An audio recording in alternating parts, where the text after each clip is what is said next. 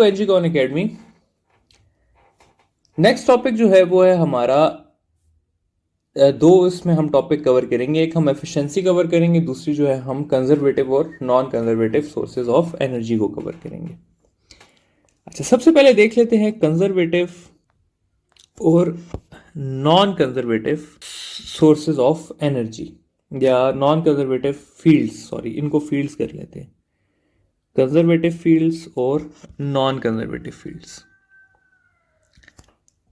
अच्छा, सबसे पहले आपको मैं प्रॉपर्टीज पढ़ाता चलूं कि कंजर्वेटिव फील्ड्स की क्या क्या प्रॉपर्टीज होती हैं।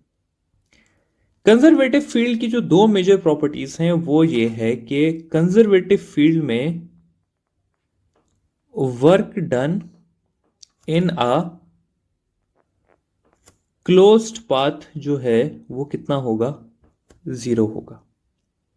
और सेकंड जो है वो इसकी प्रॉपर्टी ये है कि वर्क डन जो है वो इंडिपेंडेंट होगा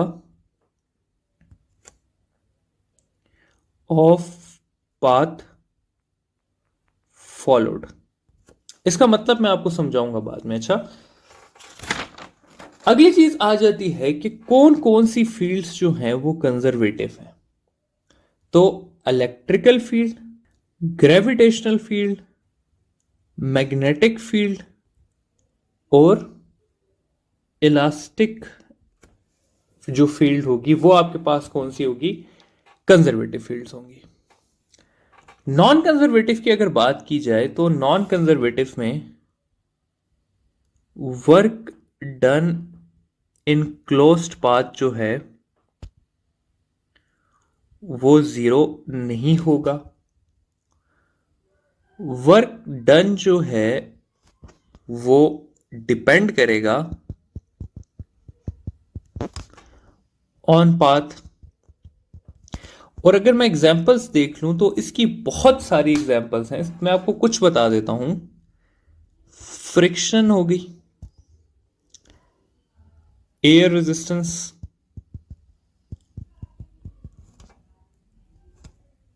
ड्रैग फोर्स, टेंशन हो गई। ये कुछ एग्जांपल्स हैं किसकी, नॉन कंजर्वेटिव फील्ड्स की।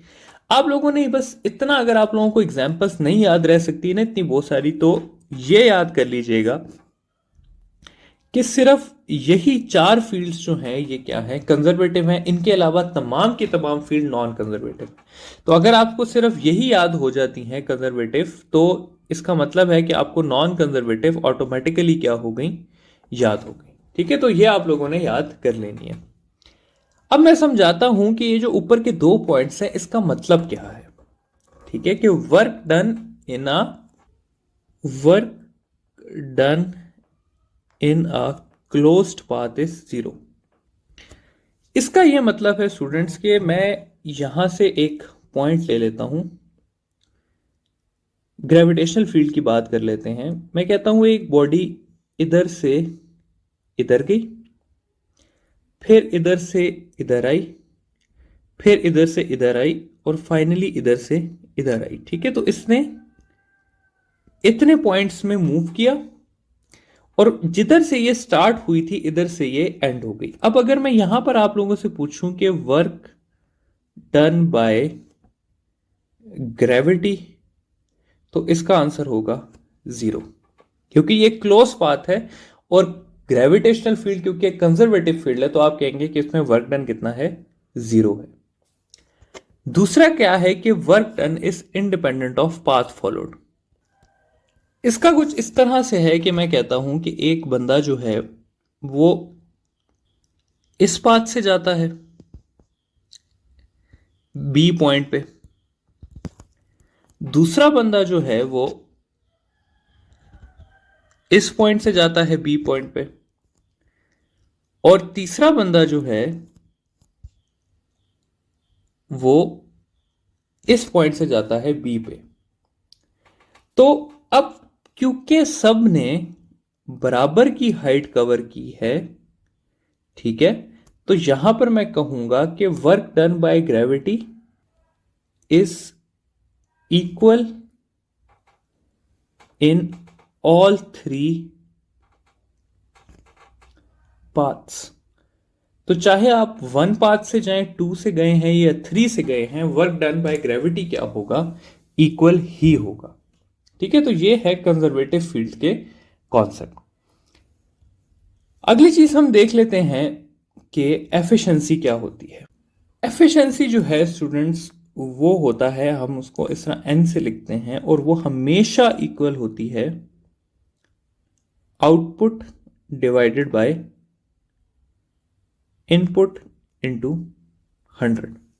और ये जो आउटपुट और इनपुट है, ये आपके पास यूजली जाउल्स में दिया हुआ होता है। ठीक है, कि वर्क इनपुट कितना है और हमें आउटपुट कितना मिला है।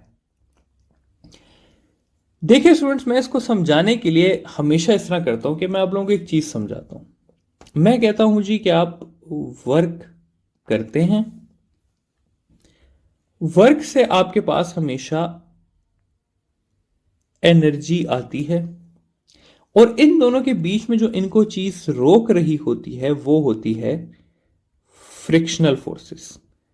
ठीक है, तो मैं कहता हूं कि ये जो आप वर्क करते हैं ये आपका W1 कह देते हैं, जो एनर्जी आती है उसको हम W2 कह देते हैं, और जो फ्रिक्शनल फोर्सेस हैं उसको हम W3 कह देते हैं।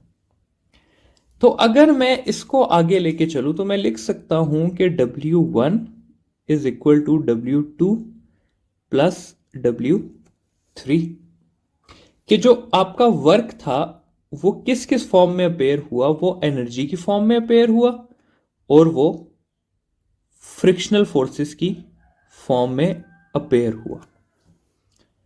सही है। अब अगर मैं इसके हिसाब से इस इक्वेशन को चेंज करूं तो मैं ऐसे करके लिख सकता हूं कि आउटपुट कितना है? ये है हमारा आउटपुट, तो ये हो जाएगा W2 divided by W1 into 100%। अब ये सारी चीज समझाने के बाद आप लोगों से मैं एक सवाल करता हूं। सवाल इस तरह से है कि 100 joule of work is applied on a car if work done against friction is 30 joules, find the efficiency। ठीक है, फाइंड करनी है हमने एफिशिएंसी।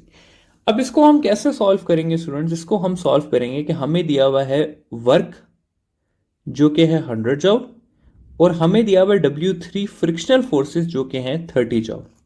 अब एफिशिएंसी में हमें W2 की जरूरत है, तो W2 को किस तरह फाइंड करेंगे? W2 को हम फाइंड कर लेंगे W1 माइनस W2 या W3, जो कि हो जाएगा 100 माइनस 30, 70 जॉउल।